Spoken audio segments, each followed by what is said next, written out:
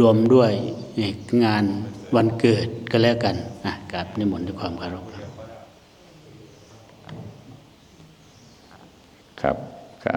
ขอโอกาสครูบาอาจารย์อีกเทื่อหนึ่งนะครับเจริญพรสุขุสุขคนเด้อสิงานใดกะป่าลบบุญคือเก่าเนาะคำว่าป่าลบบุญคือเก่านี่หมายความว่าพระพุทธเจ้าเพิ่นสอนว่าปัจจัยชีวิตที่เฮ็ดให้ชีวิตเจริญมีแต่คำว่าบุญซึ่งเปรียบคือลมหายใจเนาะแม้นเป็นงานมงคลก็เอิ้นว่าบุญงานอัปมงคลกับปาลบบุญเพราะมันว่าเฮ็ดบุญเฉพาะงานที่มันเป็นมงคลเป็นงานอัปมงคลคืองานที่นำมาซึ่งความเสียอกเสียใจเช่นการล้มหายตายจากกันก็ให้ปาลบบุญคือเขาเพราะว่าบุญคือปัจจัยชีวิตเฮ็ดให้อยู่ได้เฮ็ดให้ปลอดภัยเฮ็ดให้มีความสุขความเจริญก็เพราะคำว่าบุญเฮ็ดให้อยู่ได้ก็อาศัยบุญเฮ็ดให้ปลอดภัยก็อาศัยบุญเฮ็ดให้มีความสุขก็อาศัยบุญแม้แต่ขาดหวังว่าสิเจริญไปหน้าก็อาศัยบุญมิฉะนั้นคำว่าบุญพยางค์เดียวครอบคลุมความหมายความสุขความเจริญทุกอย่างเพราะว่าบุญเป็นเหตุของความสุขเนาะจังอาตมาได้บอกไปแล้วว่าอุปมาคือลมหายใจมื้อนี้ก็เว้าเรื่องบวชลูกบวชหลานก็เว้าพอสมควรแล้วล่ะทุกๆคนก็มีความมุ่งหมายเดียวกันก็คือมุทิตาจิตก็คือแสดงความยินดีกับลูกกับหลานที่มีความใฝ่ดีหลวงพ่อคิดว่าผู้บวชเองก็เข้าใจแล้วเหลือแต่สิตั้งใจแล้วก็เฮ็ดให้เป็นไปตามที่เจ้าของตั้งใจส่วนผู้ที่มามุทิตาจิตมีแม่เป็นต้นนั้นเป็นเพียงปัจจัยภายนอกเป็นกองเชียร์เป็นผู้สนับสนุนเป็นทุกอย่างนั่นแหละที่จะให้ผู้บวชได้เฮ็ดได้ทำในสิ่งที่เจ้าของคิดว่าดีให้ดีที่สุดเพิ่นกล่าวว่าคนที่จะเฮ็ดหยังให้ประสบความสำเร็จต้องมีอิทธิบาทธรรมอิทธิแปลว่าความสำเร็จบาทะแปลว่าเส้นทางธรรมที่นำให้บุคคลไปสู่ความสำเร็จเอิ้นว่าอิทธิบาทธรรมซึ่งผู้บวชเองแล้วก็รวมถึงแม่นำเนาะก็มีความตั้งใจอยากให้เจ้าของประสบความสำเร็จในสิ่งที่ตั้งใจคือกันฉันทะคือความพอใจฉันทะพอใจในหน้าที่วิริยะมันทำดีสมมุ่งหมายจิตตะเอาใจใส่ไม่เสื่อมคลายมีมังสาหมายวิเคราะห์ให้เหมาะควรพูดถึงลูกผู้บวชผู้สิบวชก็นึกถึงแค่4ข้อนี่หลวงพ่อว่าพอแล้วคำว่านึกหมายถึงว่าระลึกบ่อย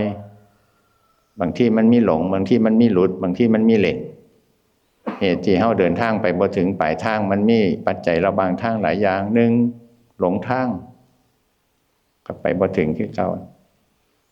2เล่นหูอยู่สิไปไสมาไสหังเล่นอยู่เมาเล่นว่าไงก็บ่ฮอดคือกันเด้อันที่3หลุดเด้บัดนี้หลงก็เฮ็ดให้หลุดคือกันได้หลุดโค้งมาแล้วล่ะหลุดโค้งก็ไปบ่ฮอดคือกันมิฉะนั้นแม้นสิตั้งใจดีปานใดก็อย่าคันขาดสติคันมีความประมาทคล่องเข้ามาแทรกแซงแล้วก็มันก็สิหลงมันก็สิหลุดมันก็สิเล่นมีฮอดหลอยเอารถลอยออกข้างทางก็มีคันว่าจังซี่มันก็เข้าใจเลยว่าโอ้บัดใดแท้บ่มีหยังที่จะขัดขวางความตั้งใจคนใดถ้าหากเฮาบ่ประมาทมิฉะนั้นอิทธิบาทธรรมที่หลวงพ่อว่าก็หลวงพ่อก็ใช้อยู่ตลอดคือกันทุกคนก็ต้องใช้นำกันตราบใดที่ยังบ่เดินสุดซอยบ่ไปสุดเส้นเฮาจะต้องมีอิทธิบาทธรรมพอใจในหน้าที่สั่งความพอใจได้ลง โบราณเพิ่นว่าสุขอีหลีอยู่ที่ความพอใจนะขันหาบ่เห็นก็กลับมาเบิ่งหัวใจเจ้าของพอใจเฮ็ดพอใจทำความสุขก็เกิดได้อาจจะทุกข์กายอาจจะไปมีปัญหาทั้งกายอาจจะมีปัญหาคนอื่นหมื่นแสนก็ตามแต่ว่าขันหัวใจเฮามันมีความสุขอยู่มันก็อยู่ได้การที่คนเฮาจะมีความสุขในหัวใจก็คือต้องสุขในความดีเด้สุขในความบ่ดีบ่ได้นะอันนี้ก็เบิ่งเอามีความพอใจในชีวิตในหน้าที่มีความเชื่อว่าสิ่งที่เฮ็ดที่ทำมันดีต้องทบทวนบ่อยๆเชื่อบ่เชื่อจริงบ่ว่าสิ่งที่ทำจะนำไปสู่ความสูงความเจริญเชื่อบ่หรือเฮ็ดไปซื่อ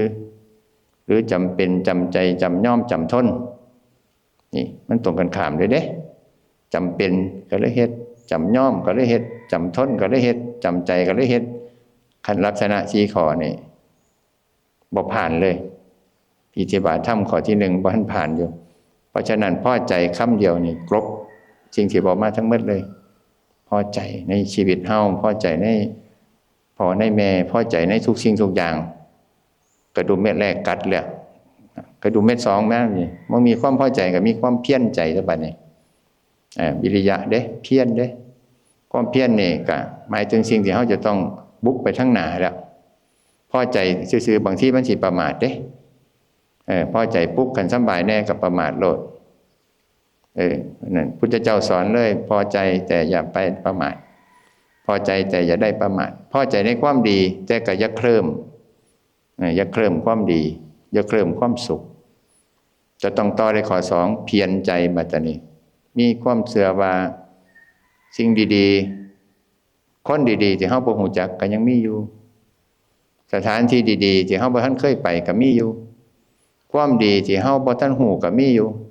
หรือความดีที่เฮาฮู้แล้วแต่เฮาบ่ทันเฮ็ดทันทำก็มีอยู่เฮาต้องเชื่อว่าชีวิตมีดีกว่านี้มันเกิดความพยายามเด้พูดถึงพี่แบงก์ก็หลวงพ่อก็เว้าให้ฟังสิก็เข้าใจละเพราะฉะนั้นอย่าเมาพอใจอยู่ซื่อๆต้องเพียรใจข้อ2นำเพียรเว้าไปแล้วก็จังหลวงพ่อเพิ่นเว้าบางหันเพิ่นเว้าถึงเพิ่นกับหลวงพ่อประสิทธิ์เพิ่นรู้จักกันแต่พรรษาแรกพรรษา2จนมาฮอดพรรษา30กว่าเนาะมันเว้าก็คือจังธรรมดาเด้เนาะแต่มันบ่ธรรมดาเด้โอ้ไม่ธรรมดาสิรักษาสัมพันธภาพที่ดีมาจนฮอดมื้อนี้จนเป็นจังซี่เว้าไปแล้วก็ทั้งแต่เฮือนก็สิเข้าใจแจ้งกับผู้อยู่วัดพุ่นล่ะเรื่องลังสิ่งก็ได้ว่ามีหยังแน่นอนอันนี้ก็เกิดจากความเพียรเพิ่นประคับประคองปลูกต้นรักปลูกต้นดีแล้วต้องประคองความดีเด้มื้อนี้มาปลูกใส่กันปลูกแล้วก็ผู้ที่จะรักษาบัดนี้เจ้าของได้บัดนี้รดน้ำใส่ปุ๋ยเบิ่งแง่งอย่าให้แนวมาต่ำมาส้นนี่เบิ่งแง่งเจ้าของนี่เอิ้นเพียรอันที่3เนี่ยใส่ใจได้บัดนี้จิตตะใส่ใจที่ใจว่าบ้านเฮาเนาะที่ใจเด้อบัดนี้บ่พื้นผู้บวชที่ขึ้นอีกแล้วก็พุทธเจ้าเพิ่นก็ว่ารักใดเสมอด้วยรักตนไม่มีหลวงพ่อประสิทธิ์เพิ่นก็เว้าประจำเด้บ่มีผู้ใดรักษาเฮาดีส่ำเฮาชัดเจนที่สุดเลยรักษาหยังรักษากายวาจาใจเจ้าของนี่ต่อไปนี้ก็ต้องเทใจขึ้นแต่ก่อนนี่ก็อาศัยพ่อบ้างแม่บ้างผู้อื่นผู้นั้นมาสอนมาสั่งอาศัยเขาเด้ต่อไปนี้อาศัยไผบ่ได้มาเป็นพระใจใหญ่ปานนั้นเด้ต้องนักเลงจักหน่อยเด้ต้องกล้าเด้บ่แม่นว่าเอาซื่อๆต้องนักเลงเติบเด้มาเป็นพระเนี่ยนักเลงทางในใจเด้ในใจก็ต้องกล้าหยังกล้าละเลิกในสิ่งบ่ถูกต้องเกินว่ากล้าบุญกลัวบาปเด้นักเลงจริงต้องมีจังซี่เด้กล้าบุญแนวใดดีกล้าเฮ็ดกล้าเว้ากล้าทำกลัวบาปบัดนี้แนวใดบ่ดีก็กล้าเลิกกล้าละคือกันมันเถาะนี่เกิดจากนักเลงอีหลีของจริงบ่ต้องไปท่าตีตัวต่อยกับไผชนะตนนั่นแหละเป็นดีอันนั้นใส่ใจที่ใจเขาพ่อก็ให้กำลังใจคือนึงที่ใจเขาอันสุดท้ายก็วิมังสาก็ หมายวิเคราะห์ให้เหมาะควรเฮ็ดหยังให้ใส่ปัญญาเฮ็ดสังให้ใส่เหตุผลเป็นคนใจเย็นบัดนี้อย่าใจร้อนด่วนได้มันก็ดีอยู่ดอกไปไว้มาไว้แต่ว่าบางทีมันเกิดให้เฮาลืมบางสิ่งบางอย่างไปนั่นอิทธิบาทธรรม4ข้อทุกคนหูดีหลวงพ่อเอามาทวนในตรงนี้ก็หมายถึงว่าเป็นหยังพระพุทธเจ้าเพิ่นจึงบอกกับอานนท์เว้าเพิ่นว่าคันผู้ใดบำเพ็ญอิทธิบาทธรรมได้สม่ำเสมอเนี่ยอยากอยู่เป็น100 ปี120 ปีหรือหลายกว่าหันก็เฮ็ดได้เพิ่นว่าอานนท์ก็เซยเตยเว้ยคือแขวเทิงนี่แหละพระพุทธเจ้าว่าจังได๋ก็เซยอยู่จังมาหูที่หลังมาใส่ใจที่หลังโอ้อีก3 เดือนนอนเฮานี่จากตัวดอกพะนะให้กากโลด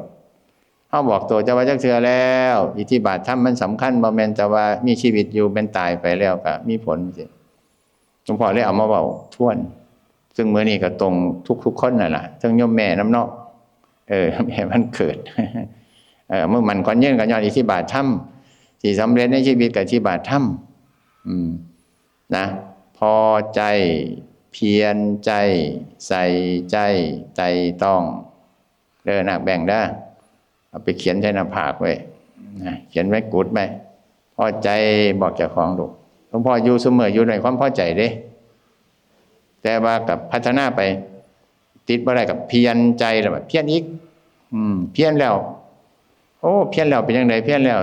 ก็ใส่ใจเข้าไปอีกมันละเอียดเข้าไปอีกเป็นคนมีเหตุมีผลกับอีกร่วมถึงความอดทนกันอยู่นี่แหละสุดท้ายก็ไต่ต้องไปสุดท้ายกลายเป็นคนมีปัญญามีเหตุมีผลโอ้สบายเลยบัดนี้ก็แม่นขับรถเป็นเนี่ยคือขับปล่อยมือเลยบัดนี้ไปเองมาเองได้นั่นคือผู้ที่อยู่ท่านปลอดภัยนะกะอนุโมทนาให้กำลังใจจังซี่แหละเนาะมิฉะนั้นก็ขออนุโมทนาเมตตาธรรมหลวงพ่อประชาชนนึงเห็นตัวแนวรถนั่นนี่ก็ได้เป็นตัวแนวกับฝากขอบคุณหลวงพ่ออีกทีนึงที่เมตตารับลูกรับหลานและเมื่อนี้ก็สิเป็นพ่อทั้งจิตวิญญาณบวชให้ลูกให้หลานให้ญาติให้โยมนะได้โมทนาบุญนำนะครับก็ขอโมทนาผู้บาอาจารย์หลวงพ่อมหาประสิทธิ์หลวงพ่อวิเชียรมาตะกวงตะไก่อุบาทมาให้พ่อลูกหลานโดยตรงเนาะทั้งคณะสงฆ์พี่เลี้ยงเนาะพี่เจเป็นพี่เลี้ยงของนาคมาตลอดหลายมือเนาะพี่ไข่ก็ร้อยมาเป็นนาคพี่เลี้ยงมือสุดท้ายก็ได้พี่ไข่นี่ก็ได้มาทรงแล้วก็มาโหลดพี่ไข่นี่ฉลาดอีหลีเนาะมื้อนี้พี่ไข่ก็สิเขาไปนั่งในโบสถ์นำแทนหลวงพ่อแล้วก็โมทนาโยมแม่ป้าพี่น้องๆก็ขอให้เมตตาธรรมของทุกท่านจงเป็นแรงใจให้นาคได้ทำหน้าที่ที่ตนคิดว่าดีให้ดีที่สุดบรรลุความตั้งใจจงทุกประการก็ข้าเถิด